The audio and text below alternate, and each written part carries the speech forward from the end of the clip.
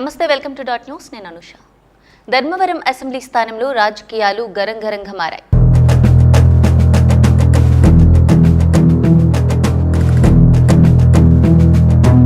ధర్మవరంలో మూడోసారి విజయం కోసం సిట్టింగ్ ఎమ్మెల్యే కేతిరెడ్డి వెంకట్రామిరెడ్డి ప్రయత్నిస్తున్నారు.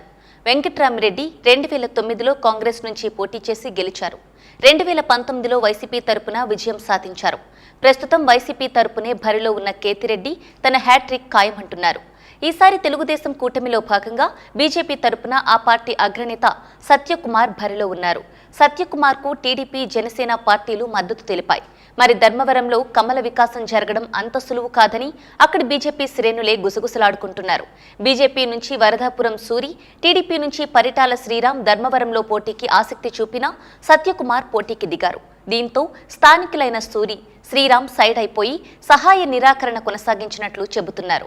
అయితే బీజేపీ అభ్యర్థి సత్యకుమార్ చురుకుగా ప్రచారం చేస్తూ ప్రజలతో మమేకమవుతున్నారు. జనసేన, టీడీపీ మద్దతుతో ఇంటింటికి తిరిగి ఓట్లు అభ్యర్థిస్తున్నారు. తనకు కేంద్రంలో ఉన్న పరిచయాలతో నియోజకవర్గాన్ని మరింత అభివృద్ధి చేస్తానని చెబుతున్నారు.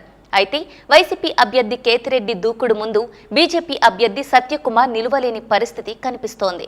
కేతిరెడ్డి 2019లో గెలిచిన తర్వాత గుడ్ మార్నింగ్ ధర్మవరం పేరిట ప్రజలతో మమేకమయ్యారు. నియోజకవర్గంలోని ప్రతి మారుమూల గ్రామంలో పర్యటించి స్థానికుల సమస్యలపై ఆరా తీశారు. నియోజకవర్గంలోని 97,000 కుటుంబాలకు వైసీపీ ప్రభుత్వం ద్వారా మేలు జరిగిందని లెక్కలతో వివరిస్తున్నారు. ధర్మవరంలో చేనేతలు ఎక్కువగా ఉండటంతో వైసీపీ ప్రభుత్వం ప్రవేశపెట్టిన నేతన్న నేస్తం పథకం ద్వారా 15,000 కుటుంబాలకు మేలు జరిగిందని తెలుపుతూ తన విజయం ఖాయమంటున్నారు.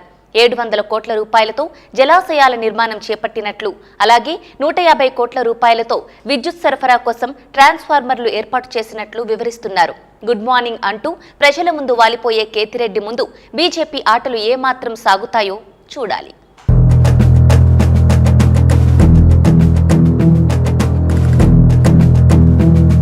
Please subscribe Dot News.